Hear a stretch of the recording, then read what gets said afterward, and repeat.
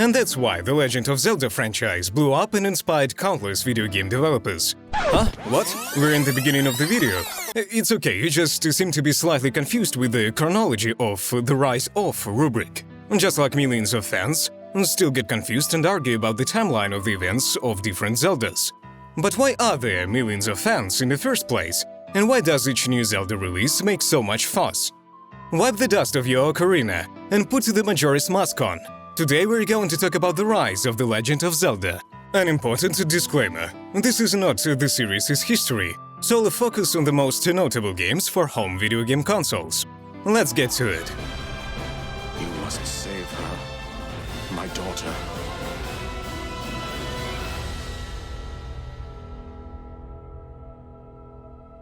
Before getting to the great gameplay diversity of the franchise, it's vital to pay tribute to its narrative, which is an equally important component of the series. The Legend of Zelda became such a success not only because of its constantly changing gameplay, but also because of the story. Yes, even after all these years, it is still exciting to save the princess, don't you doubt it. In each game of the series, we meet different Link and Zelda, and by that I mean that we meet their ancestors or descendants, who simply inherited the names. But I thought that Link and Zelda were in love. Why do their children keep dating each other? That's where you're wrong, kiddo. Zelda and Link are just friends. No love interest, only firm, intimate friendship. Face it and deal with it. All of it makes Zelda a very newbie-friendly franchise. You can start with any game in the series and not get lost amidst all the events and lore details. Besides, almost always it all comes down to defeating Ganon and saving the princess. I said almost. The first Zelda came out in 1986, developed by an iconic duo, Shigeru Miyamoto and Takashi Tezuka.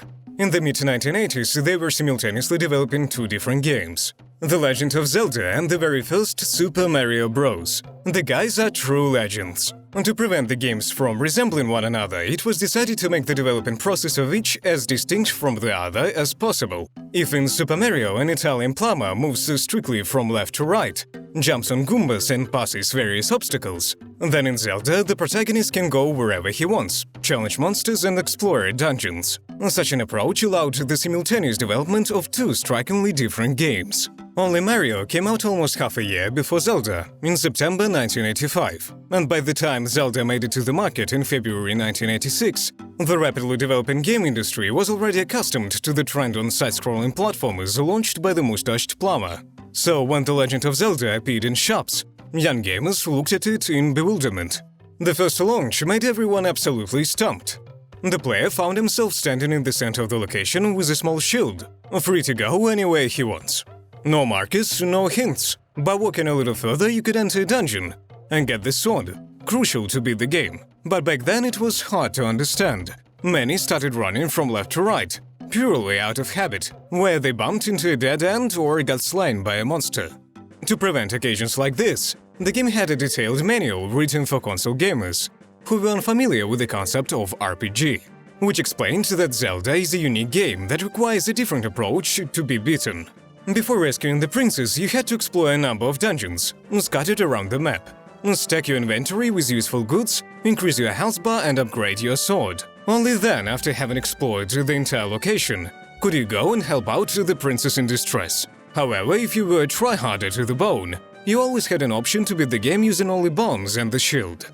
Zelda offered the Famicom-era console gamers a truly new gameplay experience. No one was holding your hand, while the open world provoked genuine interest. In addition to that, each dungeon represented a small yet intriguing puzzle. So you had to use your head, not just your sword, in order to solve them. So the usual gameplay cycle in The Legend of Zelda looked like that. You spawn, you turn over every rock on the first screen, you go exploring the world. You find a dungeon, you loot it, you slay its boss, and now back to square one. Dungeons were the cornerstones of the game. They pushed the story forward. Also, the devs picked a rather unusual source of inspiration. The game's lore and mood were heavily influenced by John Tolkien's The Lord of the Rings. The devs were fascinated by the fairy tale for grown-ups atmosphere that filled the books of the famous author. And they managed to almost perfectly transfer this atmosphere into their game, if you're not picky when it comes to graphics. The sequel, titled The Adventures of Link, only strengthened the new concept of gameplay and made it even better. Even the first game you had the top-down view while exploring dungeons. The sequel turned it into a side-scroller in these parts. Naturally, not everybody was happy with this decision, so the scores of the second game are significantly lower than those of the first one. But such change was an important sign. A sign which meant that The Legend of Zelda will change and evolve with every new game in the series. To cut the long story short, you could say that regardless of how primitive the first Zeldas may seem today, they laid the groundwork for all games that are centered around world and dungeon exploration. The Veni Vidi Vici strategy wasn't an option. Besides, there were so many secrets scattered around the map that literally every step in either direction was sure to be rewarded. The next major game took 4 years to be released. The Legend of Zelda: A Link to the Past rejected the side-scrolling perspective and brought back the good old top-down view. On a larger scale, it is famous for introducing the concept of parallel worlds to the fans. My oh my, will the devs go bonkers about this idea in the future. Link could travel between the light world, known as Hyrule, and the dark world. The second one was born when the main villain of the series, Ganon, corrupted the sacred realm. The dark world is a twisted version of Hyrule, inhabited by evil monsters. Every light location in the game has its own dark reflection. This feature made the world of the new Zelda twice as big, so you could spend twice as much time exploring it. The devs also used this system to create puzzles. Some of them could only be solved by consecutively making the right choices in both dimensions. The gameplay of the series was developing both extensively and intensively.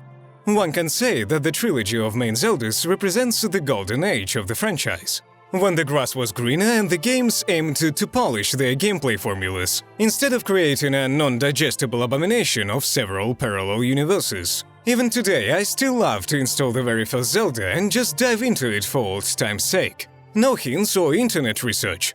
Just you, the game, and a piece of paper with a pencil to draw the map. Only each year I have less and less time for this. Goddamn adult life. By the mid-90s, The Legend of Zelda became one of Nintendo's main titles. Its uniqueness and yearning for changes with every game granted the franchise lots of loyal fans. Fans who would wait for the new adventures of Link, even if it takes a whole 6 years. That's exactly how much time the first three-dimensional The Legend of Zelda: Ocarina of Time, that came out on Nintendo 64, was in development. The age of two-dimensional games was coming to its end, and the minds of gamers were occupied with the new 3D technology. Naturally, Nintendo decided to bring its most popular titles to the new realm. At the dawn of 3D games, very few characters and titles managed to evolve successfully. Rest in peace, Bubsy.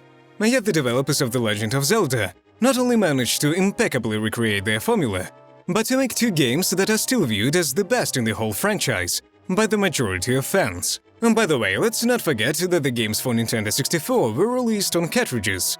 On cartridges that could hold up to 16 megabytes.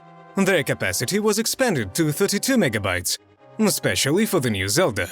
Yes, you heard it right. A huge, fully three-dimensional game took only 32 megabytes of memory. Now let's recall how much space requires Warzone, and try not to tear up. That's quite big. Impressive. Nintendo engineers performed a miracle as they've managed to also include an hour and a half worth of cutscenes into the game. And today this is hard to believe, especially if we keep in mind how many megabytes was a console cartridge able to fit, and how did it look like. Just make a CD drive and that's it, one could think.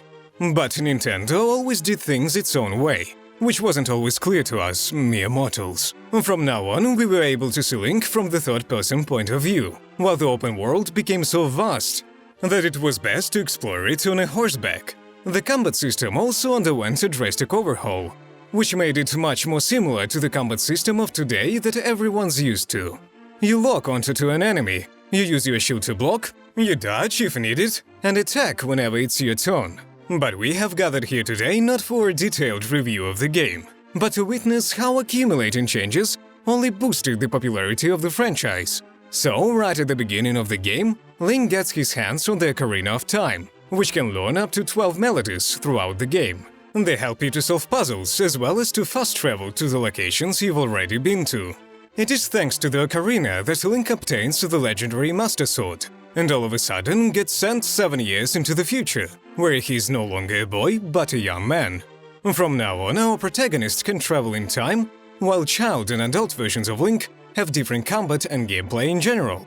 For example, certain items and weapons can only be used by Link from the future. While traveling in time, we get to see the future of Hyrule, and, of course, get the chance to affect it. By the way, it's in Ocarina of Time, where Zelda's main timeline splits into several independent universes, amplifying the idea introduced in A Link to the Past. It doesn't matter if Link won the final fight with Ganon or died in it, both outcomes were equally canonical, and both gave birth to separate timelines of their own. As you may have noticed, the gameplay formula was hardly new. Yet it really felt new due to the huge technological leap. The thing is, A Link to the Past had it all the same. Thankfully, back then, decent gameplay was more than enough to suffice, while 3D took care of the wow effect. However, this didn't prevent Ocarina of Time from becoming the best game of all time in terms of score according to Metacritic. 99 out of 100. Almost perfect. Of course, the user score is a bit lower, but still 9.1.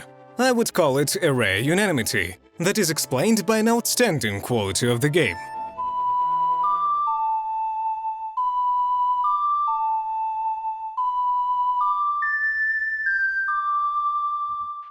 So the next game had to have fresh ideas that would outshine all the new technology. Only 2 years after the release of Ocarina of Time came out its sequel, titled Majora's Mask. The game didn't just stun the fans, it simply blew them away, in a good way. There was quite a story connected with its development. Ocarina of Time was already pushing the console's capabilities to the limit, yet in Majora's Mask, the devs decided to make the picture even better. Only the console wouldn't allow that. So, in order to be able to launch and beat the new game, you had to purchase a special expansion for Nintendo 64 that added a whole 4 more megabytes to its main storage. Thus, now it had a total of 8 megabytes. Yeah. Here we need to make a stop and say a few words about the story and the mood it creates, so to speak. Don't worry, there won't be any major spoilers. As said, Majora's Mask takes on right after the events of Ocarina of Time. Link got cursed and was turned into a tiny wooden man. Now he's got 3 days to get the Ocarina of Time back and to steal the Majora's Mask, a very dangerous legendary artifact, from the Skull Kid who cursed him. Why only 3 days? Well, because in 3 days the ominously grinning moon will crash into Hyrule. However, it's not that simple. Link will retrieve the Ocarina, yes, but the time will have run out by then. So Link goes 3 days back in time and starts it all over again. The player finds himself locked within the 3-day cycle. It's almost impossible to succeed on your second or even on your third try. Each time you'll have to go back and do your best to complete every objective necessary for saving the world. One such cycle takes roughly 50 minutes of real time. Also, when you get sent back, all the key items will remain in the Link's inventory, so you won't have to speedrun the game. It's the atmosphere of inevitable doom that makes Majora's Mask stand out so much when compared to other games of the franchise. No matter what you do and where you go, the sense of despair always looms over you. That's why colorful Hyrule and its cheerful inhabitants feel extremely odd. The time loop isn't the only novelty, in fact, far from it. Besides the Majora's Mask, the devs added 23 more items to the game. Some of them were only used to progress throughout a side quest, yet 3 of them drastically changed the whole gameplay. The Deco Mask turned Link into a tiny wooden boy, allowing him to fly by using the Deco Flower, and to blow bubbles. What? It's fun, you should try. The Gora Mask allowed Link to take a sphere-like form and effortlessly traverse lava. The third mask, the Zora Mask, allowed Link to swiftly swim underwater. With the help of these masks, Link could get to places that otherwise would have been inaccessible, and to progress the story much faster. Near the endgame, Link also gets a mask that makes him bigger and multiplies the damage he can deal. This mask system, combined with the 3 days limit to beat the game, demanded a brand new playstyle, forcing even die-hard fans to scratch their heads and learn how to play through trial and error. The story could also hardly be called childish, as it was constantly questioning you about destiny and whether it is possible to change it or not. The entire Majora's Mask was a huge and costly experiment that unexpectedly turned out to be an astonishing success. Gamers unfamiliar with the franchise were ready to rush to the stores to grab a Nintendo 64 simply because of this game. After all, you get a 9.1 user score and a 95 Metascore for a reason. If you want to hear my personal opinion, then Majora's Mask showed me that adult games are not always about blood, guts and swear words. I have nothing against it though. And that you can discuss such complex subjects like destiny and the power that a human has over it can be discussed with anyone, regardless of their age. That's why I consider Majora's Mask the best game in the whole The Legend of Zelda franchise.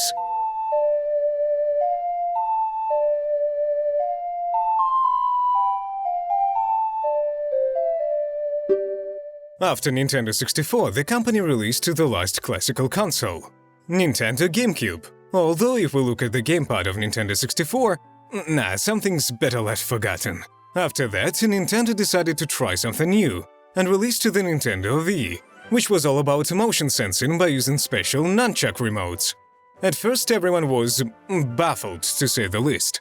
But to prove that this was the right thing to do, Nintendo did, guess what? Exactly. They took their most popular franchise and adjusted its gameplay to the technology of motion sensing.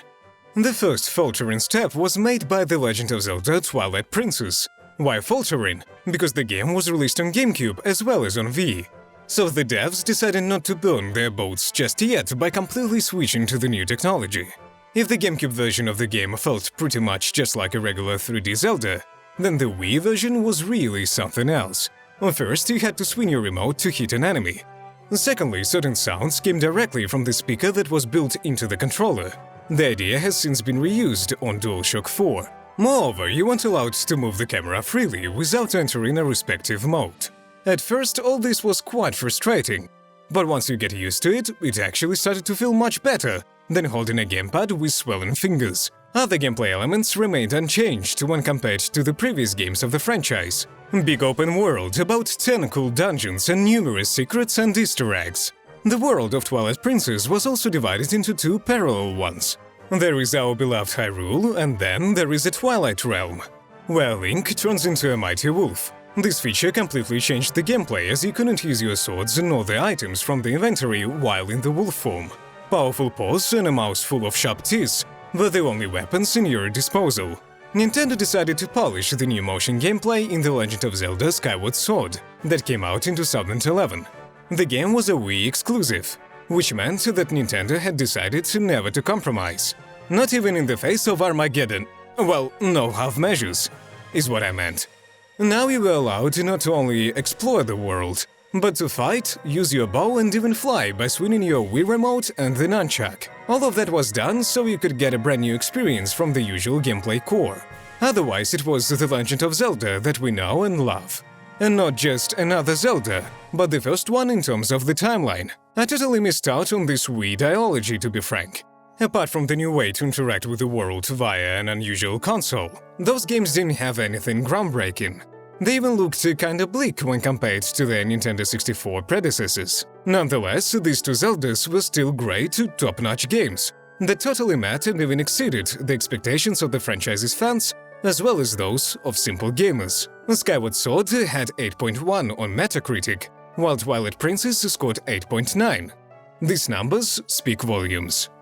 Once again, we had to wait 6 long years for a truly big game. Was it worth the wait? Hell yeah, it was! The Legend of Zelda Breath of the Wild turned out to be the distillate of the franchise's best elements and decisions that also received tons of new mechanics and features. But first, let's say a few words about the development process. It started immediately after the release of Skyward Sword. The ultimate goal was to re-envision the adventures of Link and Zelda. Initially, the game was to be released on the dead-born Wii U. Does anybody here remember this console? Because even Nintendo forgot about it. But as soon as it became clear that the console turned out to be a disaster, the game was put aside till better days, until the release of the legendary Switch, to be precise. The devs even tried to preserve all the features of the tablet gamepad, God this sounds odd, of Wii U. However, when Nintendo Switch appeared on the horizon, the devs made an urgent decision to finish the game and release it on 2 consoles. The Legend of Zelda Breath of the Wild was the last major release for Wii U.